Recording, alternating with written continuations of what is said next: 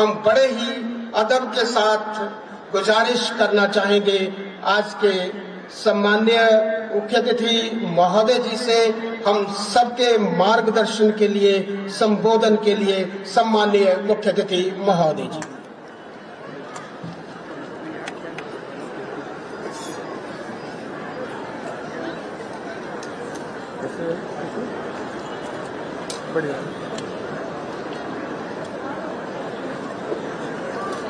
प्यारे प्रदेशवासियों, हिमाचल प्रदेश के 55वें पूर्ण राज्यत्व दिवस के शुभ अवसर पर आप सभी को हार्दिक शुभकामनाएं देता हूं।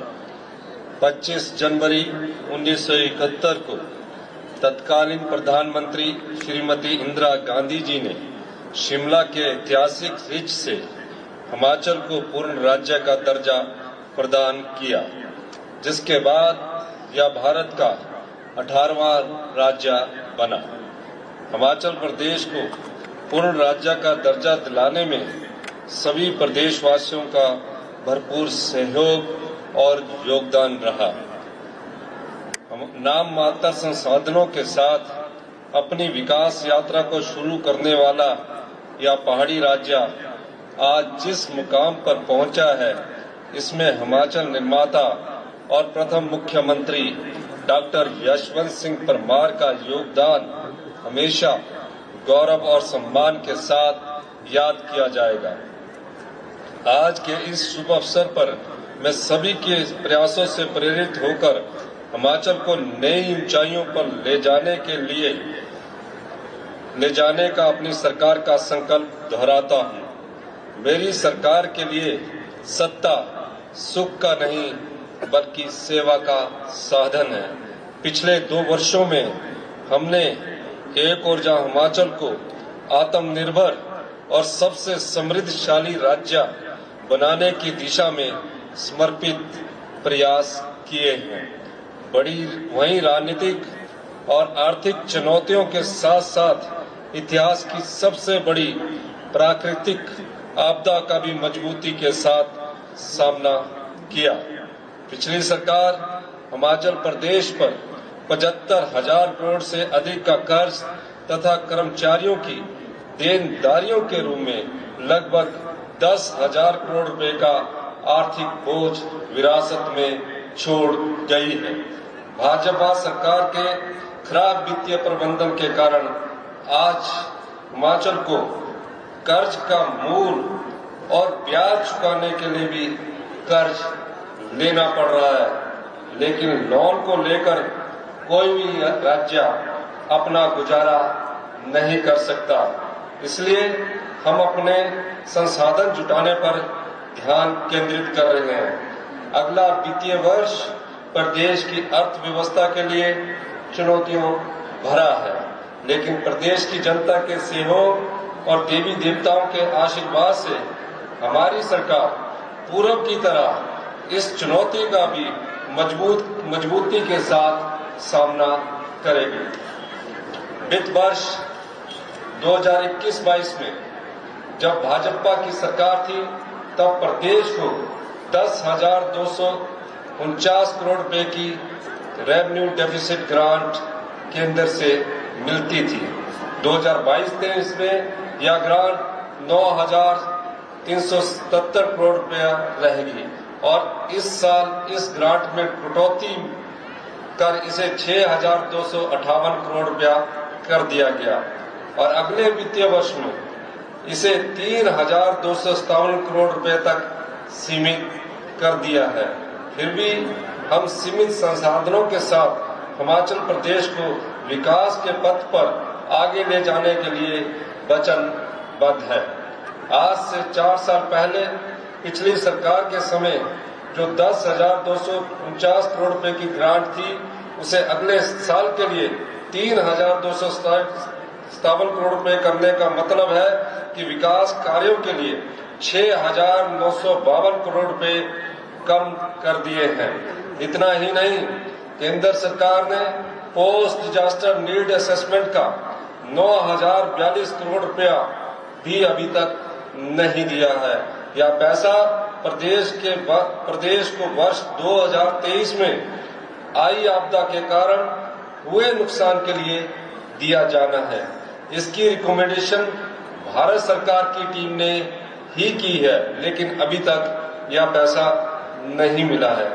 आज हिमाचल प्रदेश के पूर्ण राज्यत्व दिवस के अवसर पर मैं आपको हिमाचल के साथ किए जा रहे अन्याय के बारे में बताना चाहता हूं। मैं यह भी बताना चाहता हूं कि हम इस अन्याय को सहन नहीं करेंगे और अपना हक लेकर रहेंगे। हमने रुके हुए विकास कार्यों को फिर से चलाने के लिए लोन लेने का फैसला लिया, क्योंकि विकास कार्यों को रोका जाना गलत है। हमारी सरकार को बने हुए अभी 2 साल हुए हैं, लेकिन परिस्थिति यह है कि पुराने लोन के मूलधन और ब्याज को चुकाने के लिए भी लोन लेना पड़ रहा है। हमने पिछले 2 वित्तीय वर्षों में अब तक 30,080 करोड़ रुपए का लोन लिया है, जिसमें से 18,854 करोड़ रुपया 18,854 करोड़ रुपया, जो कि इस लोन का लगभग 63% है, पिछली सरकार द्वारा लिए गए लोन के मूलधन और उस पर ब्याज को वापस करने में ही देना पड़ा। लेकिन हमने राज्य के अपने संसाधनों को बढ़ाने की भी बात की है, जो कि 1971 में हिमाचल के पूर्ण राज्य बनने के बाद से अब तक किसी सरकार ने नहीं किया। हमने excise policy, tourism policy, power policy, mining policy में जरूरी बदलाव करके 2200 करोड़ रुपए से अधिक की एक्स्ट्रा इनकम अर्जित की है, जो प्रदेश के इतिहास में पहली बार हुआ है। हमने हिमाचल को देश का सबसे समृद्धशाली राज्य बनाने का लक्ष्य रखा है और हम उसी रास्ते पर बढ़ रहे हैं। जिन नीतियों में पिछले 54 साल में कोई बदलाव नहीं हुआ, उनको हम बदल रहे हैं। जो कानून प्रदेश के विकास को 50 साल से रोक रहे हैं, उनको भी हमने बदल दिया है और नया हिमाचल, जो कि ग्रीन और समृद्ध हिमाचल होगा, उसकी ओर आगे बढ़ रहे हैं। लेकिन यह दुख की बात है कि पिछली सरकार ने हिमाचल प्रदेश की आमदनी बढ़ाने के बारे में कुछ भी नहीं सोचा। हमारी सरकार ने हिमाचल की तस्वीर को व्यवस्था परिवर्तन के माध्यम से बदलने का बड़ा काम शुरू किया है। प्रदेश के हित में पहली बार सरकार ने ऐसे फैसले लिए हैं जिनको आने वाले समय में हिमाचल प्रदेश को देश का सबसे समृद्धशाली राज्य बनाने की दिशा में एक बड़ी पहल के रूप में देखा जाना चाहिए। हमने पिछली सरकार के समय में फैल रहे माफियावाद पर चोट की है। पिछली सरकार के कार्यकाल में भर्तियों का घोटाला हुआ, खनन माफिया और शराब माफिया काम कर रहा था तथा इन्वेस्टमेंट के नाम पर पावर सेक्टर और टूरिज्म सेक्टर में प्रदेश के हित बेचे जा रहे थे। हमने शराब के ठेकों को हर साल एक्सटेंड करने की प्रथा को बदल दिया। हमने ठेकों की नीलामी शुरू की, जिससे प्रदेश को पिछले साल 485 करोड़ रुपए की अतिरिक्त आमदनी हुई। हमारी सरकार ने वर्षों के बाद आबकारी नीति में बदलाव किया, जिससे 2631 करोड़ रुपए का राजस्व अर्जित किया। हमने मिल्क सेस से 145 करोड़ रुपए कमाए हैं। हमने प्रदेश की हितों की अदालतों में भी पूरी मजबूती के साथ पैरवी की, जिसकी बदौलत कई मामलों में निर्णय हिमाचल के पक्ष में आया है। हम विकसित हिमाचल की जो तस्वीर बना रहे हैं, उसका मजबूत ढांचा ग्रामीण अर्थव्यवस्था पर खड़ा होगा। दूध, प्राकृतिक खेती, कृषि, बागवानी, मछली पालन, ग्रामीण अर्थव्यवस्था को मजबूत करके हम गांव के स्तर पर रोजगार, स्वरोजगार प्रदान करने के अवसर पैदा कर रहे हैं। हमारी सरकार का संकल्प है कि हम तकनीक, हरित ऊर्जा और पर्यटन पर आधारित रोजगार के अवसर उपलब्ध करवाएंगे। हम प्रदेश में औद्योगिक विकास को नई ऊंचाइयों पर ले जाने के लिए ठोस कदम उठा रहे हैं। प्रदेश में 443 से अधिक औद्योगिक प्रस्तावों को मंजूरी दी गई है, जिनसे करोड़ों का पूंजी निवेश और हजारों रोजगार के अवसर सृजित होंगे। सीमित संसाधनों के बावजूद प्रदेश में साल 2023 में आई अभूतपूर्व प्राकृतिक आपदा से उबरने के लिए हमारी सरकार ने सीमित संसाधनों के बावजूद प्रभावित परिवारों को 4500 करोड़ रुपए का विशेष राहत पैकेज दिया। विधानसभा चुनाव के दौरान हमने लोगों से किए 10 वादों में से 6 को पूरा कर दिया गया है। मंत्रिमंडल की पहली ही बैठक में पुरानी पेंशन बहाल करने का निर्णय लिया गया, जिससे प्रदेश के 1,36,000 सरकारी कर्मचारियों को लाभ मिला है। ओपीएस बहाल करने वाला हिमाचल प्रदेश पहला राज्य बना है। प्रदेश में 7,355 से अधिक सेवानिवृत्त कर्मचारियों को ओपीएस के अंतर्गत पेंशन मिलनी आरंभ हो गई है। महिला स्वाभिमान के साथ जीवन यापन कर सके, इसके लिए हमारी सरकार ने इंदिरा गांधी प्यारी बहना सुख सम्मान निधि योजना आरंभ की है। चरणबद्ध तरीके से पात्र महिलाओं को 1500 रुपए की सम्मान राशि प्रदान की जा रही है। शिक्षा के क्षेत्र में सुधार के लिए हमारी सरकार ने विशेष पहल की है। हमने सभी स्कूलों में पहली कक्षा से इंग्लिश मीडियम शुरू करने की गारंटी को भी पूरा किया है। सभी 68 विधानसभा क्षेत्रों में अत्याधुनिक तकनीक व उपकरणों से युक्त Rajiv Gandhi day boarding school स्थापित किए जा रहे हैं। डॉक्टर वाईएस परमार विद्यार्थी ऋण योजना के अंतर्गत देश विदेश में शिक्षा के लिए विद्यार्थियों को 1% ब्याज पर ऋण दिया जा रहा है। हमने युवाओं के लिए 680 करोड़ रुपए की राजीव गांधी स्वरोजगार स्टार्टअप योजना शुरू की है, जिससे ई टैक्सी खरीदने के लिए 50% अनुदान दिया जा रहा है। इस योजना के तहत 30 नई ई टैक्सी सरकारी विभागों के साथ अटैच की जा चुकी है। अब तक 39 ई टैक्सी की खरीद के लिए 2 करोड़ 69 लाख रुपए की सब्सिडी जारी की गई है। सरकारी कार्यालयों में 5 वर्षों के लिए लीज पर ई टैक्सी का संचालन किया जाएगा। पहले चरण में लगभग 200 युवाओं को ई टैक्सी प्रदान करने का लक्ष्य रखा गया है। प्राकृतिक खेती से उगाए गए गेहूं को 40 रुपए और मक्की को 30 रुपए प्रति किलोग्राम के न्यूनतम समर्थन मूल्य पर खरीदा जा रहा है। प्राकृतिक खेती को बढ़ावा देने के उद्देश्य से प्राकृतिक रूप से उत्पादित मक्की से तैयार हिम मक्की आटा लॉन्च किया गया है। पशुपालकों की आय में वृद्धि करने के लिए हमने गाय के दूध पर न्यूनतम समर्थन मूल्य 32 रुपए से बढ़ाकर 45 रुपए प्रति लीटर किया है। इसी प्रकार भैंस के दूध को 47 रुपए से बढ़ाकर 55 रुपए प्रति लीटर किया गया है। हिमाचल प्रदेश गेहूं, मक्की और दूध की खरीद पर न्यूनतम समर्थन मूल्य प्रदान करने वाला देश का पहला और एकमात्र राज्य है। कांग्रेस के प्रतिज्ञा पत्र की 6ठी गारंटी पूरा करने तथा लघु किसानों और पशुपालकों को लाभ प्रदान करने के लिए 300 रुपया प्रति क्विंटल की दर से जैविक खाद और वर्मी कंपोस्ट खरीदने की योजना शुरू की गई है। विधवा, बेसहारा, तलाकशुदा महिलाओं और दिव्यांग माता पिता के बच्चों को मुफ्त शिक्षा और स्वास्थ्य लाभ सहित अन्य सुविधा प्रदान करने के उद्देश्य से राज्य में इंदिरा गांधी सुख शिक्षा योजना शुरू की गई है। योजना के अंतर्गत 5,145 लाभार्थियों को 1 करोड़ 38 लाख रुपए दिए जा चुके हैं।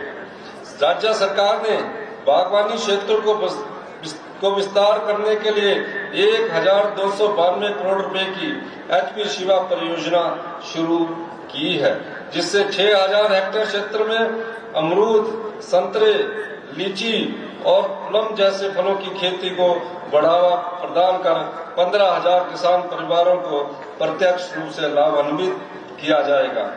हाल ही में मैंने अपने निजी आवास पर लगे सभी बिजली मीटरों पर मिलने वाली सब्सिडी छोड़ने का फैसला लिया है। मैंने प्रदेश के सभी साधन संपन्न लोगों से अपील की है और आज भी मैं अपील करता हूं कि वह भी प्रदेश के विकास के लिए सब्सिडी को स्वेच्छा से छोड़ दे। मैं उन 2000 व्यक्तियों का धन्यवाद करना चाहता हूं जिन्होंने स्वेच्छा से बिजली पर मिलने वाली सब्सिडी छोड़ दी गई है।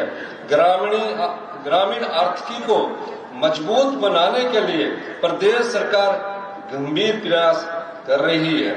शिमला जिला के दत्तनगर में 50,000 लीटर प्रतिदिन क्षमता का मिल्क प्रोसेसिंग प्लांट आरंभ किया गया है।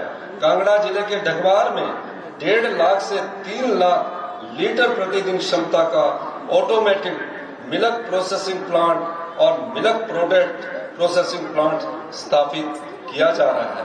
इसी प्रकार कुल्लू, नाहन, नालागढ़, उन्ना और हमीरपुर में भी आधुनिक तकनीक से लैस 50 हजार लीटर प्रतिदिन क्षमता के ऑटोमेटेड मिल्क प्रोसेसिंग प्लांट स्थापित किए जाएंगे। बागवानों की आय में वृद्धि के लिए उनकी मांग पर बागवानी उत्पादकों की पैकेजिंग के लिए यूनिवर्सल कार्टन की सुविधा प्रदान की गई है। मंडी मध्यस्थता योजना के अंतर्गत सेब, आम, किन्नू, माल्टा, संतरा, गलगल और नींबू के समर्थन मूल्य में ऐतिहासिक वृद्धि की गई है। पिछली सरकार के लंबित 90 करोड़ सहित सेब उत्पादकों की सभी देनदारियों के भुगतान के लिए 153 करोड़ रुपया जारी किए गए हैं। हमारी सरकार ने मनरेगा दिहाड़ी में 60 रुपए की ऐतिहासिक वृद्धि कर इसे 240 से बढ़ाकर 300 रुपया किया है। समाज के संवेदनशील वर्गों के अधिक से अधिक लोगों को लाभान्वित करने के लिए बीपीएल परिवार की सूची में संशोधन करने का निर्णय लिया गया है। 1 अप्रैल 2025 से नया सर्वे शुरू किया जाएगा तथा बीपीएल परिवार का सत्यापन एसडीएम की जिम्मेवारी होगी। प्रदेश के बहुमूल्य पर्यावरण के संरक्षण के लिए क्रांतिकारी कदम उठाते हुए हमने 31 मार्च 2026 तक हिमाचल को हरित ऊर्जा राज्य बनाने का लक्ष्य रखा है। प्रदेश में 6 ग्रीन कॉरिडोर स्थापित किए जा चुके हैं। इन कॉरिडोर्स पर 23 पेट्रोल पंपों पर ईवी चार्जिंग स्टेशन बनाए गए हैं। साथ ही प्रदेश के 21 निजी होटलों में भी ईवी चार्जिंग की सुविधा प्रदान कर दी गई है।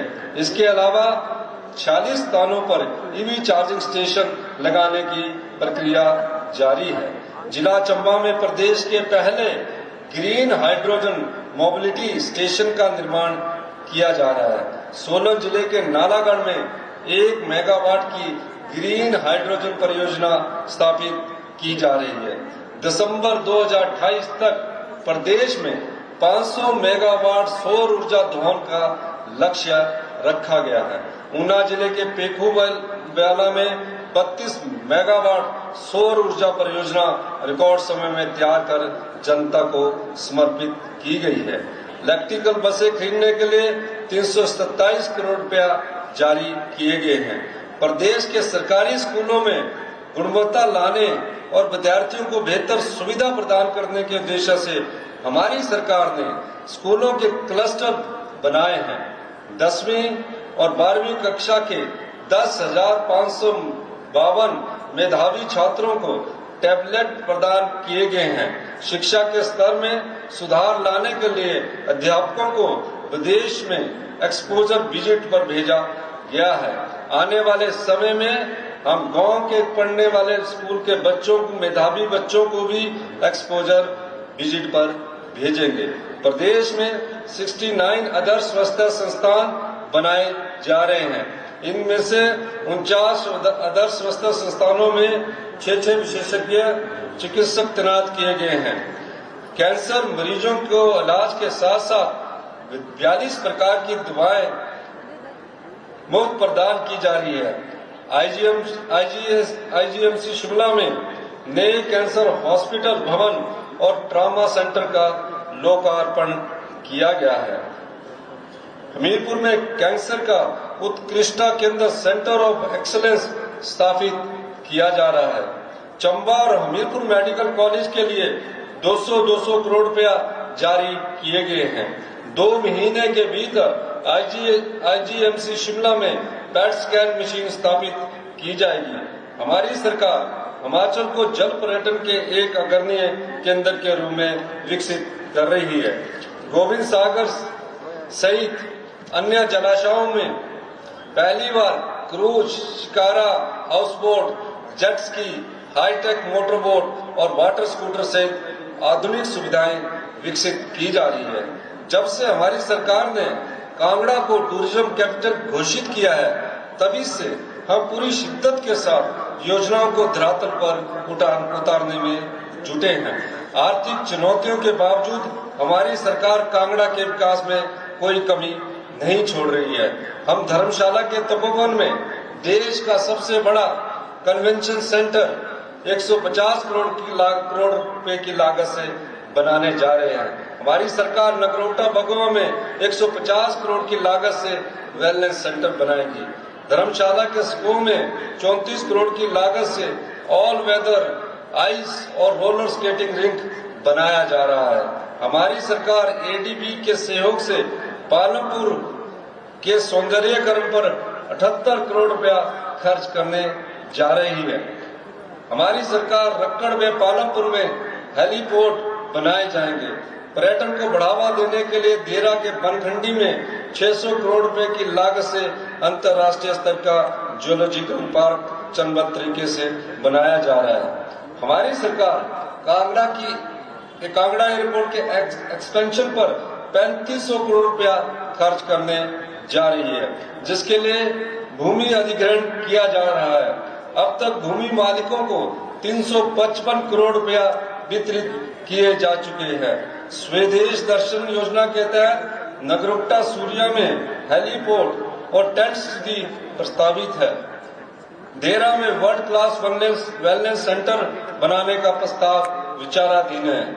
यही नहीं, हमारी सरकार प्रदेश की राजधानी शिमला में 1600 करोड़ रुपए की लागत से दुनिया का दूसरा सबसे बड़ा रोपवे बनाने जा रही है।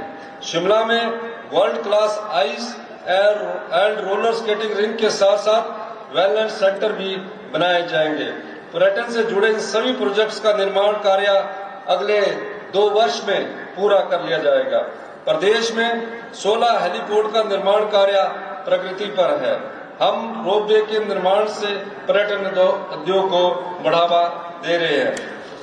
हमने सड़कों और पुलों के निर्माण में तेजी लाई है। पिछले 2 साल में 1377 किलोमीटर लंबी सड़कों और 116 पुलों का निर्माण किया गया है। देश की आजादी के बाद पहली बार बड़ा बंगाल जैसे अति दुर्गम क्षेत्र को सड़क सुविधा से जोड़ने और शिमला के डोडरा क्वार तक पक्की सड़क पहुंचाने की पहल की गई है, जिससे ये क्षेत्र भी विकास की मुख्य धारा से जुड़ जाएंगे। अनाथ बच्चों, बेसहारा महिलाओं और वृद्ध जनों को सहारा देने के लिए मुख्यमंत्री सुख आश्रय योजना शुरू की गई है तथा 6000 बच्चों को चिल्ड्रन ऑफ द स्टेट के रूप में अपनाया गया है। हिमाचल प्रदेश अनाथ बच्चों और बेसहारा वर्गों को सहारा देने के लिए कानून बनाने वाला देश का पहला राज्य बना। हाल ही में प्रदेश सरकार ने 23 चिल्ड्रन ऑफ द स्टेट को चंडीगढ़, दिल्ली और गोवा के भ्रमण पर भेजा, जिसके लिए उन्हें हवाई यात्रा की सुविधा प्रदान करने के साथ साथ हिमाचल भवन और 3 स्टार होटल में ठहराया गया। इसके अलावा बिलासपुर जिला से भी 17 बच्चों को अटारी, बाघा बॉर्डर, अमृतसर और कपूरथला भ्रमण के लिए भेजा गया। वर्तमान में हम 8,18,000 लोगों को सामाजिक सुरक्षा पेंशन दी जा रही है। हमने पिछले 2 वर्षों में पेंशन के 76,000 से अधिक मामले स्वीकृत किए हैं। हमारी सरकार ने 2 वर्ष के कार्यकाल में 42,000 से अधिक युवाओं को नौकरियों के अवसर प्रदान किए हैं, जबकि पूर्व भाजपा सरकार अपने 5 वर्ष के कार्यकाल में 20,000 नौकरियां ही दे पाई। हमारी सरकार ने 2 वर्षों में सरकारी क्षेत्र में 12,500 से अधिक पोस्ट भर दी है तथा बाकी पोस्ट को भरने का काम चल रहा है। अब तक एलिमेंट्री एजुकेशन डिपार्टमेंट में 3,202 पद भरे जा चुके हैं और वर्ष 2025 में ही लगभग 8,000 पोस्ट और भरी जाएगी, जिसमें 2,096 टीजीटी, शास्त्री और जेबीटी के पद शामिल हैं। इसके अलावा 245 पद दिव्यांगों के शिक्षा के लिए स्पेशल एजुकेटर के तौर पर और 6,297 पद एनटीटी शिक्षकों के शामिल है। हायर एजुकेशन में भी 1,097 पोस्ट भरी गई है और 1,337 कर्मचारियों को रेगुलर किया गया है। 769 कंप्यूटर टीचर्स की पोस्ट और एसएमसी में लगे टीचर्स की पोस्ट को लिमिटेड डायरेक्ट रिक्रूटमेंट के माध्यम से भरा जा रहा है। इसके लिए रूल्स में बदलाव किया जा रहा है। पुलिस विभाग में 1088 कांस्टेबल्स की पोस्ट भरने की प्रक्रिया शुरू कर दी गई है। 261 वन मित्रों की भर्ती के परिणाम घोषित कर दिए गए हैं, जबकि जल शक्ति विभाग में कुल 3,000 पद भरे गए हैं। मेडिकल एजुकेशन डिपार्टमेंट में 909 भर्तियां की गई है, जबकि 270 पदों को भरने का काम चल रहा है। इसके अलावा 530 पोस्ट आउटसोर्स पर भरी गई है और 942 पोस्ट आउटसोर्स पर भरने का प्रोसेस जारी है। महिला एवं बाल विकास विभाग में 779, राज्य बिजली बोर्ड में 692, पशुपालन विभाग में 248, तकनीकी शिक्षा विभाग में 173, युवा सेवा एवं खेल विभाग में 172 पद भरे गए हैं। विभिन्न विभागों में जो भर्तियां पिछली सरकार के घोटालों के कारण लटकी पड़ी थी, उनकी जांच करके 2,273 पोस्ट को क्लियर करके भरा जा चुका है। इसके अतिरिक्त आज मैं आपको बताना चाहता हूं, सरकारी क्षेत्र में विभिन्न श्रेणियों के 25,000 नए पद भरने की प्रक्रिया भी आरंभ की जाएगी, जिसमें सभी प्रकार के योग्यता वाले बेरोजगार युवाओं को प्रदेश की सेवा करने का मौका मिलेगा। सरकारी क्षेत्र में रोजगार प्रदान करने की एक सीमा होती है। इसके बावजूद हम अपने शिक्षित युवाओं को ज्यादा से ज्यादा सरकारी नौकरियां प्रदान करने का प्रयास कर रहे हैं। इसके अलावा निजी क्षेत्र में भी 25,516 भर्तियां की गई। हमने जो भर्तियां की है उनका सबका ब्यौरा विधानसभा में भी दिया गया है। साथ ही पहली बार लेबर एंड एम्प्लॉयमेंट डिपार्टमेंट को विदेश में भी युवाओं के लिए रोजगार के अवसर तलाशने का जिम्मा दिया गया है, जिसके तहत अब तक कई युवाओं को विदेश में नौकरी प्रदान की जा चुकी है।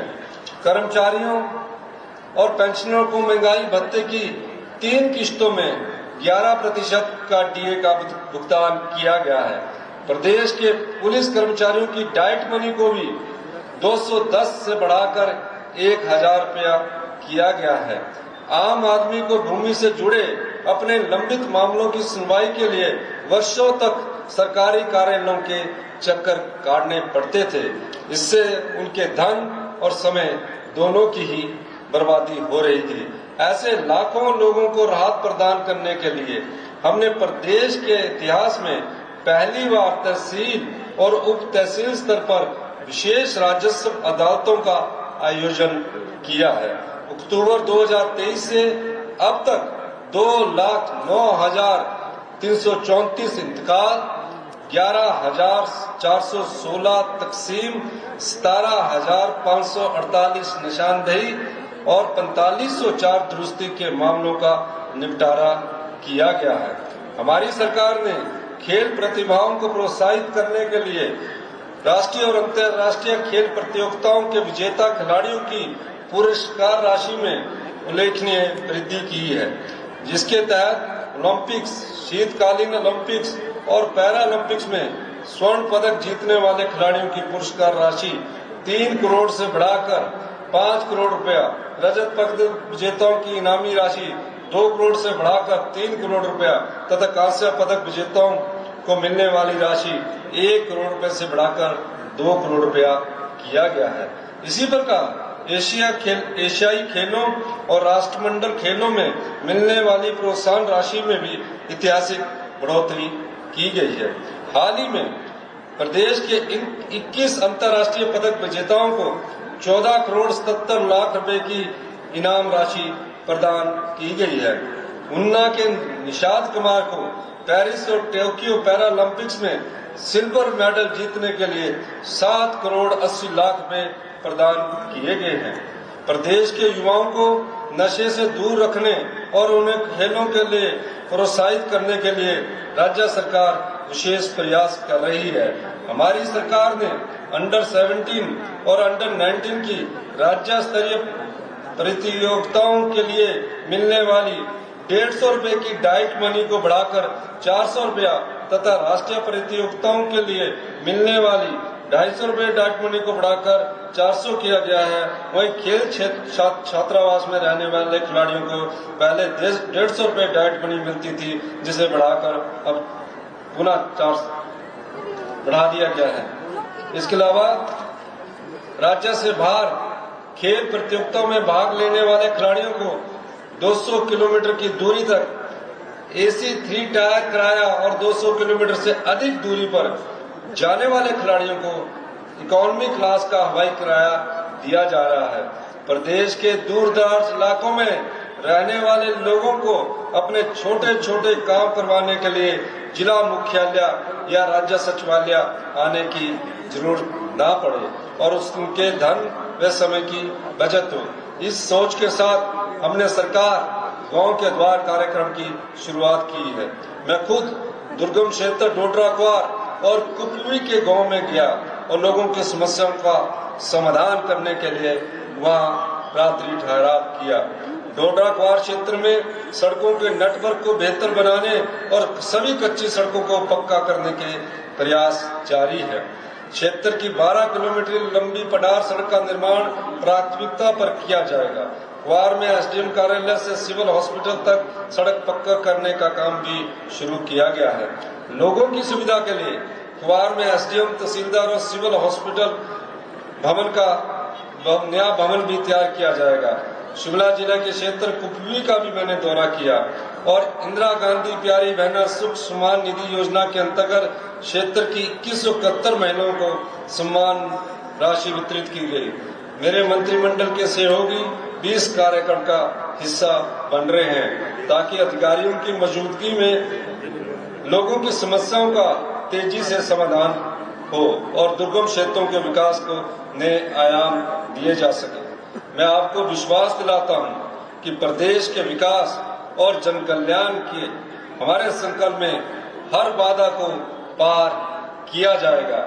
हमारी सरकार हिमाचल को, प्रदेश को आत्मनिर्भर और सबसे समृद्धशाली राज्य बनाने के लिए लगातार प्रयास कर रही है। मुझे पूरा भरोसा है इस संकल्प को पूरा करने में आप सभी प्रदेशवासियों का भरपूर सहयोग आने वाले वर्षों में भी मिलता रहेगा। 75 साल के इतिहास में पहली बार बैजनाथ में पूर्ण राज्यत्व दिवस मनाया जा रहा है। इस अवसर पर मैं बैजनाथ के लिए कुछ घोषणाएं करना चाहता हूं। मैं चढ़ियार सब तहसील को तहसील का दर्जा देने की घोषणा करता हूं। चढ़ियार में लोक निर्माण विभाग का नया उपमंडल खोला जाएगा। मैं घोषणा करता हूं कि यहाँ भी डिजिटल लाइब्रेरी बनाई जाएगी।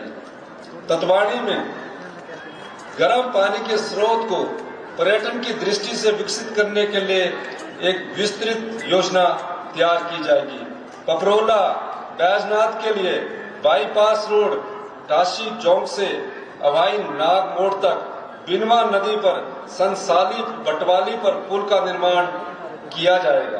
खीर गंगा घाट जिससे मिनी हरिद्वार कहा जाता है को विकसित किया जाएगा।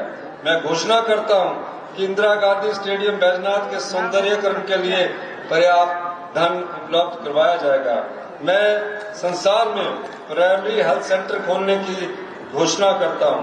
बैजनाथ की ग्राम पंचायत महलपट्टी में Rajiv Gandhi day boarding school खोला जाएगा। राजकीय महाविद्यालय बैजनाथ में एमए पॉलिटिकल साइंस और एमए सोशियोलॉजी शुरू की जाएगी। मैं पुलिस चौकी मुल्तान के तहत आने वाली 8 पंचायतों को पुलिस थाना भीड़ में मिलाने की भी घोषणा करता हूं। प्रदेश में बहुत बड़ी संख्या में भेड़ बकरी पालक अपना जीवन यापन पशुपालन से करते हैं। हमारी सरकार गौमांतु पशुपालकों के हितों को सुरक्षित करने जा रही है।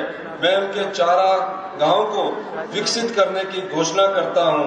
हम उनके अधिकारों को फॉरेस्ट राइट एक्ट के तहत सुरक्षित करेंगे और उनके परंपरागत रास्तों में विकास गतिविधियों के कारण आए बदलाव में जो समस्या पैदा हुई है उनका हल किया जाएगा।